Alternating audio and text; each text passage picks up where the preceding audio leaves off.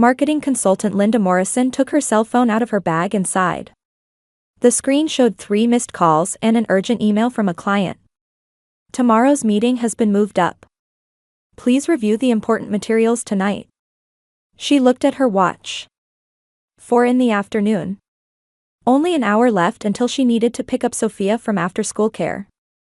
Normally she would contact her trusted babysitter Carol, but Carol had gone back to her hometown this week because of her mother's surgery. What a predicament. Linda scrolled through the numbers of other sitters, but no one was available on such short notice. As a last resort, she called her mother. Martha's sharp voice resonated on the other end of the phone. What is it, Linda? How unusual to hear from you in the middle of a weekday. It's an emergency. A big presentation for tomorrow has been moved up to tonight.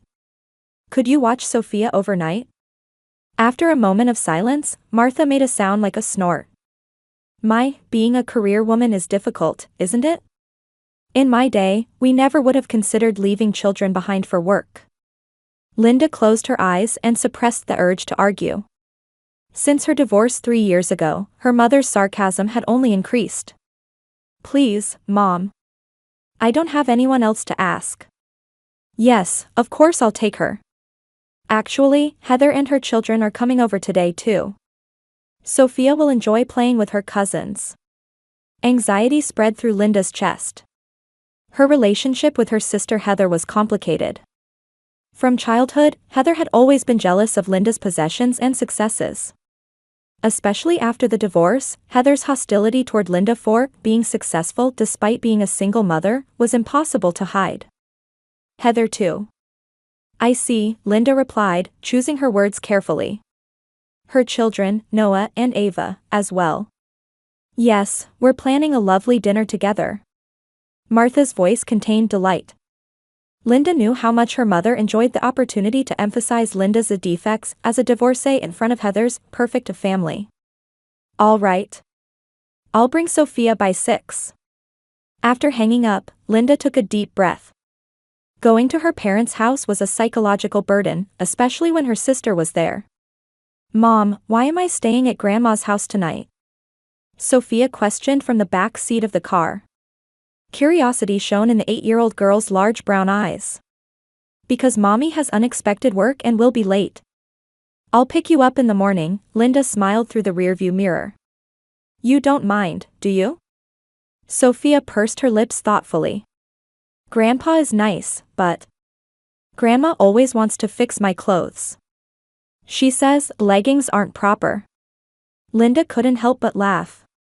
Sophia had perfectly mimicked her grandmother's old-fashioned values. Yes, Grandma has somewhat outdated ideas. And if Cousin Noah is coming? Sophia's voice grew quieter. Linda immediately became alert. Is something wrong with Noah?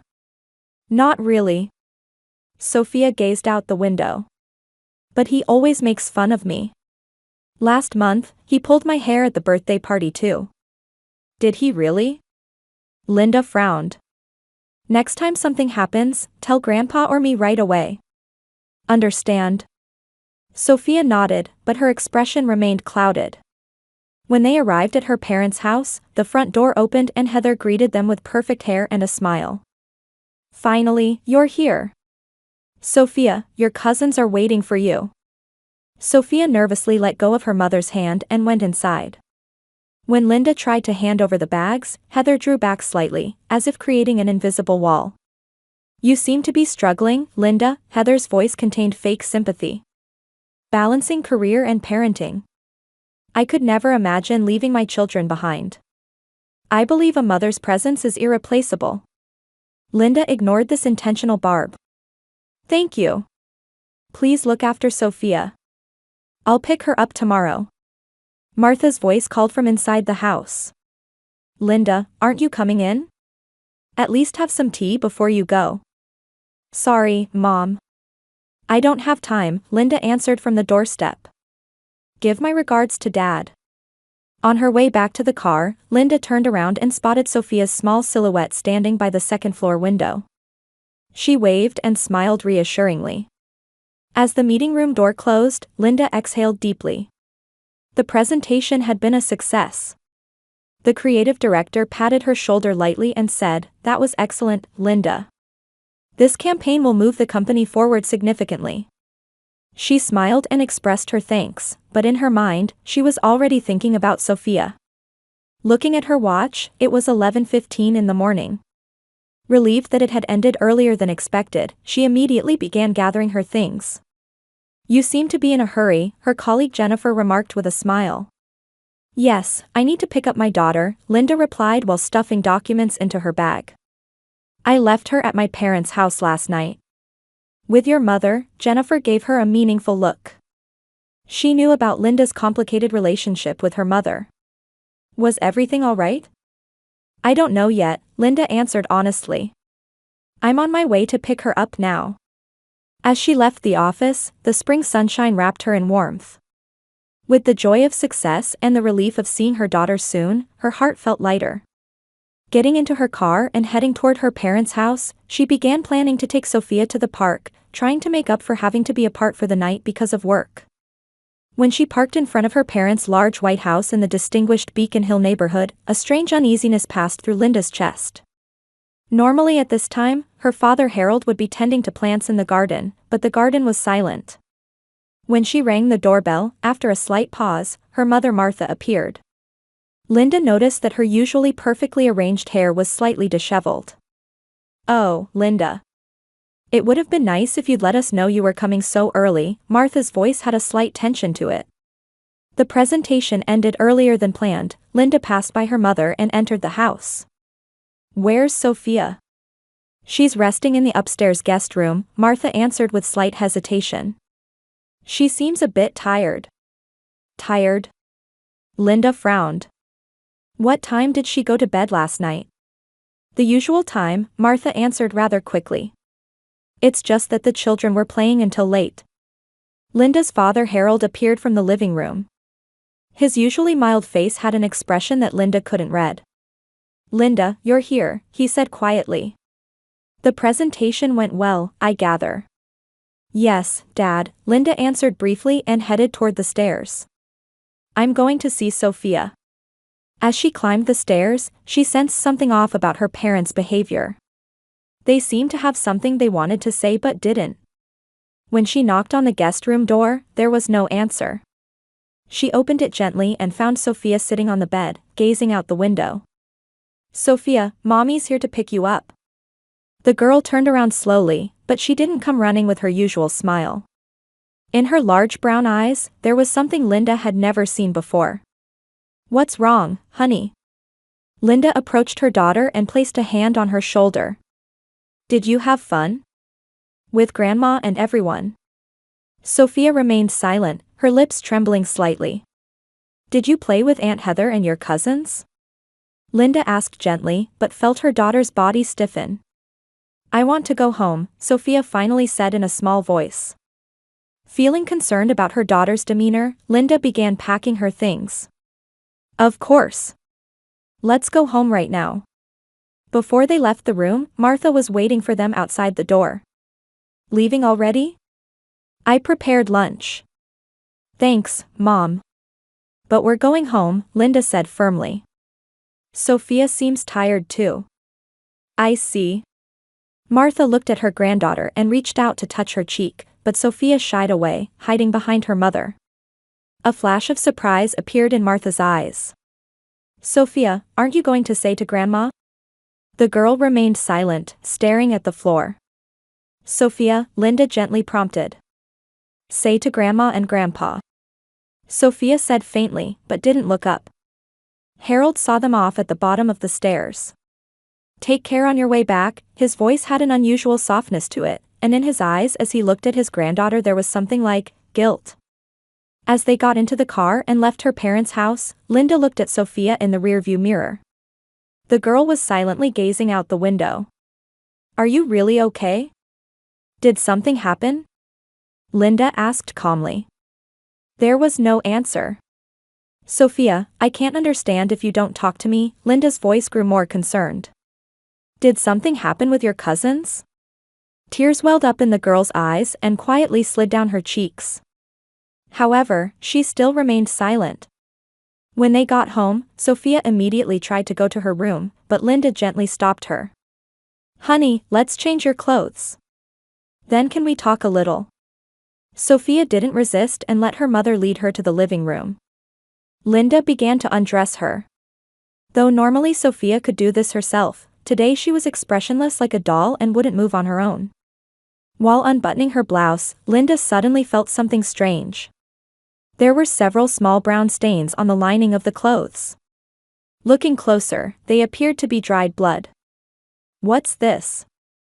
Linda gasped, slowly lifting the clothing. There were definitely small traces of blood. "Sophia, what happened to this? Did someone hurt you?" Panic raced through her body, and her voice trembled. "What happened? Tell me, please." Large tears flowed again from Sophia's eyes. She just shook her head and wouldn't speak. Anger and fear swirled in Linda's chest. She stood up and took her cell phone. While dialing her mother's number, her voice was cold and determined. "Mom, there's blood on Sophia's clothes. What happened? Tell me honestly." There was a moment of silence on the other end, and then Martha's disturbed voice came through. "My, you're being dramatic. She probably just fell. Children fall all the time, don't they?" "Fell?" Linda's voice rose. "Why didn't you tell me? Why didn't anyone tell me?" "Because..." Martha's voice faltered. "I didn't think it was anything serious." Linda looked at Sophia. Her face showed unspeakable fear and sadness. Maternal instinct told her this was not just a fall. "We'll talk later," Linda said coldly and hung up. She knelt before Sophia and gently took her hands. "Honey, it's Mommy's job to protect you. Let's go to the hospital now. It'll be all right, I'll be with you." The fear in Sophia's eyes intensified, but she gave a slight nod. Linda hugged her daughter and rubbed her back, inwardly vowing to uncover the truth and hold whoever hurt her daughter accountable. She grabbed her car keys and cradled Sophia, wrapping her in a jacket. With her heart nearly bursting with worry and anger, Linda gripped the steering wheel tightly. At the reception desk of St. Mary's Pediatric Emergency Center sat a middle-aged woman who immediately composed herself upon seeing them. "What brings you in today?" "My daughter." Linda faltered. She didn't know how to explain. "There's blood on her clothes, and she won't talk about it. She stayed with my parents and sister yesterday." The receptionist nodded understandingly and handed her some forms. "Please fill these out. We'll see her right away." The waiting room was nearly empty. Linda sat with Sophia on her lap, filling out forms while occasionally glancing at her daughter's face. Sophia remained expressionless, clutching a teddy bear in both arms, an emergency comfort toy Linda always kept in the car. "Ms. Morrison?" A nurse called their name. "This way, please." They were led to a small examination room. The walls were decorated with brightly colored animal pictures, designed to make children less afraid. However, even this gentle atmosphere couldn't break Sophia's silence. After the nurse completed basic tests, she said, "The doctor will be with you shortly," and left the room. Linda sat next to Sophia and held her hand. "It's going to be okay, honey. No matter what, Mommy is on your side." There was a knock on the door, and a doctor entered. Her name tag read, Dr. Caroline Foster. "Hello, Ms. Morrison," Dr. Foster said in a calm voice. "And this must be Sophia." She squatted in front of Sophia, speaking at the child's eye level. "Hello, Sophia. What brings you in today?" Sophia remained silent, unwilling to look at the doctor's face. Dr. Foster looked up at Linda, raising her eyebrows questioningly. "I left my daughter overnight with my parents and sister," Linda began explaining. "When I picked her up this morning, she was withdrawn." She lowered her voice so Sophia couldn't hear. "There were blood stains on the lining of her clothes, and she won't talk about what happened." The doctor nodded with a serious expression.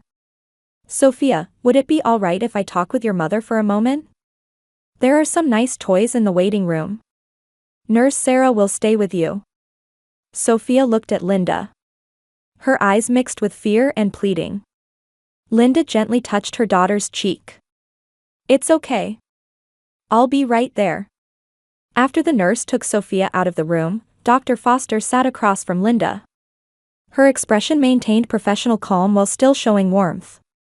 "Have you noticed anything else? Any changes in your daughter's behavior, or signs that she's in pain anywhere?" Linda shook her head. "No, nothing until I picked her up this morning. My parents seemed a bit off. Mother said she was just tired, but father seemed like he wanted to say something." "I understand," the doctor said while taking notes. "I'll examine your daughter, but before that, I have a few questions for you. How is your relationship with your family?" "It's complicated," Linda answered honestly. "I divorced 3 years ago, and my mother is critical of my career choices and parenting.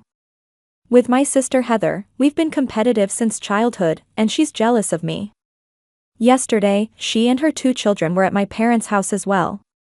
The doctor looked up, meeting Linda's eyes directly. "How is your daughter's relationship with her cousins?" "Not good," Linda exhaled. "Especially my sister's son, Noah. I heard he pulled Sophia's hair before." The doctor considered this for a few seconds, then said, "Let's examine Sophia," and stood up. The time in the waiting room seemed eternal. Linda repeatedly glanced at the clock, fidgeting restlessly. An hour later, Dr. Foster returned. Her expression was severe, her mouth set firmly. "Let's talk in my office." The doctor's office was small but warm. Children's drawings decorated the walls, and family photos sat on the desk. But now, the air in the room was heavy and tense. "Where's Sophia?" Linda asked anxiously. "She's in the playroom with a nurse." Dr. Foster sat down and took a deep breath. "Ms. Morrison, your daughter shows signs of physical abuse." Those words delivered a dull shock to Linda's chest. "What?" "There are multiple bruises on her arms and back. The blood on her clothes comes from a small cut on her back. This wound doesn't appear to be accidental but looks as if it was deliberately inflicted with something sharp." The color drained from Linda's face. In her mind, anger, fear, and guilt swirled. "Are you saying my family hurt her?" "Legally, I'm obligated to report this to Child Protective Services, but first I want to understand the situation." Dr. Foster was choosing her words carefully. "Sophia has spoken a little. It took a lot of courage for her." Linda covered her face with trembling hands. "What happened?" "According to Sophia, there was a dispute over toys with her cousins last night," the doctor began explaining quietly. "At first, it seems it was normal children's quarreling, but a boy named Noah became aggressive and pushed her down. A girl named Ava joined in, and together they held Sophia down." The doctor continued, choosing her words. "They pinched and scratched her while saying things like, 'Your mom is a failure,' and 'It's sad you don't have a daddy.'" Tears welled in Linda's eyes. "That's terrible." Even more shocking, Dr. Foster continued in a heavy tone, "Your sister Heather apparently witnessed this bullying but didn't stop it. Instead, she blamed Sophia, saying, 'This wouldn't have happened if you had been quiet.'" Linda was shaking. Her body felt ice-cold with anger and the fear running down her spine. "And?" The doctor hesitated for a moment, then continued. "When Noah took her stuffed animal and began cutting it with scissors, Sophia tried to get it back, and in the process, the scissors apparently caught her back. Whether it was intentional or not, I can't say." "Intentional or not, that's abuse," Linda's voice trembled. "Why didn't my parents stop it?" "They were apparently in another room," Dr. Foster answered. "And what concerns me most is that Heather told Sophia, 'If you talk about this, your mom will be even sadder,' essentially silencing her." Something broke inside Linda. She couldn't suppress the sob that rose from the back of her throat. "My daughter endured this alone." Dr. Foster placed her hand over Linda's. "Ms. Morrison, you've done nothing wrong. You're being there for your daughter now." Linda wiped her tears and raised her face. "What should I do now?" "I'll contact Child Protective Services," the doctor said firmly.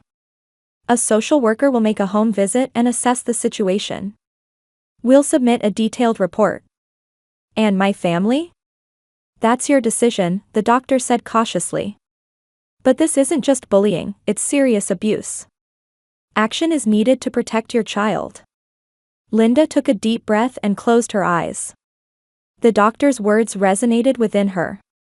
Action to protect your child, that was her most basic responsibility as a mother. I want to see Sophia, she said resolutely. When she entered the playroom, Sophia was drawing at a small table. As Linda approached, the girl looked up, and in her eyes was fear but also a slight glimmer of hope. Mommy.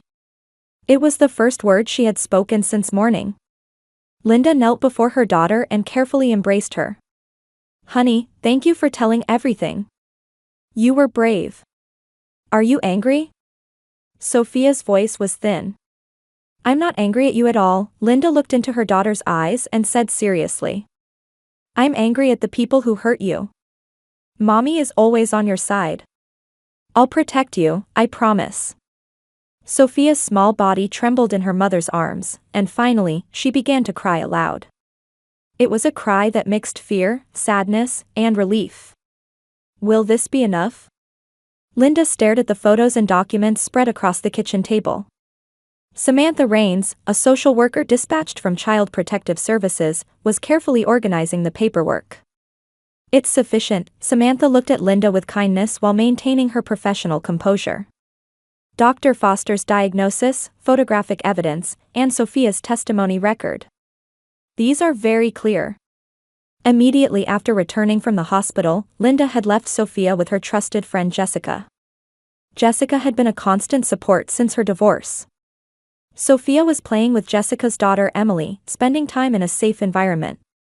What's the next step? Linda asked, feigning calmness. Though anger continued to burn inside her, she was trying to suppress her emotions in front of the professional and proceed logically. First, we'll initiate a formal investigation, Samantha explained. Your child's safety is the top priority. We'll also interview the alleged perpetrators. I intend to confront my family, Linda said determinedly. Samantha raised an eyebrow. Before you do that, I recommend seeking legal advice. If you become too emotional. How can I not be emotional? Linda's voice rose slightly. But don't worry. I'll just present the evidence and hold them accountable. After thinking for a while, Samantha nodded. I understand. However, I don't recommend going alone. I've asked a lawyer friend to accompany me, Linda replied. Tomorrow afternoon, I'll confront them at my parents' house. The next afternoon, Linda stood in front of her parents' house with her friend and lawyer, Mark Johnson. Ready? Mark placed his hand on her shoulder. Linda took a deep breath. Yes. Let's go. Harold opened the door. His face looked tired, and his expression clouded upon seeing Linda. Linda. Dad, we need to talk, Linda said calmly. Call Mom and Heather too. When they entered the living room, Martha was already sitting on the sofa. She frowned upon seeing Linda and Mark. Bringing a lawyer seems excessive. Call Heather, Linda said, ignoring her mother's sarcasm. 15 minutes later, Heather arrived. She was clearly irritated and began complaining as soon as she entered the room. What's this about, calling me so suddenly? I had to leave the children with a sitter. Sit down, Linda's voice was ice cold. When everyone was gathered, Linda placed an envelope on the table. These are Dr. Foster's diagnosis and photos of the injuries on Sophia's body. She took out the photos and spread them on the table. Bruises on her back and arms, and a cut on her back. According to the doctor, these are not accidental but the result of deliberate violence. The color drained from Martha and Harold's faces. Heather crossed her arms, feigning indifference. Sophia told us everything, Linda continued. Your children, Noah and Ava, held her down, took her stuffed animal, and hurt her. And Heather, you saw it, but not only did you not stop it, you blamed Sophia and told her to keep quiet. That's ridiculous. Heather raised her voice. Exaggerating children's quarrels. Be quiet. Linda's angry voice echoed through the room. This is not a quarrel. It's abuse. Child Protective Services shares this view. Harold picked up the photos with trembling hands. I didn't know, his voice was shaking. I heard commotion upstairs, but... Did you try to stop it? Linda stared at her father. Harold silently shook his head. Heather said, it's just kids being kids. Don't shift blame. Heather shouted at her father. You're just as guilty. Yes, everyone bears responsibility, Linda said calmly. But Heather, what I can't forgive most is that not only did you fail to stop your children's behavior, you told Sophia to keep quiet. For a moment, something like guilt flashed across Heather's face, but it quickly returned to a defensive expression. You're always perfect, successful in both career and parenting even after divorce.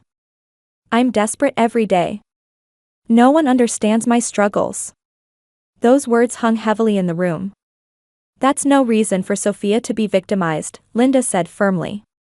I'm prepared to take legal measures for Sophia's safety.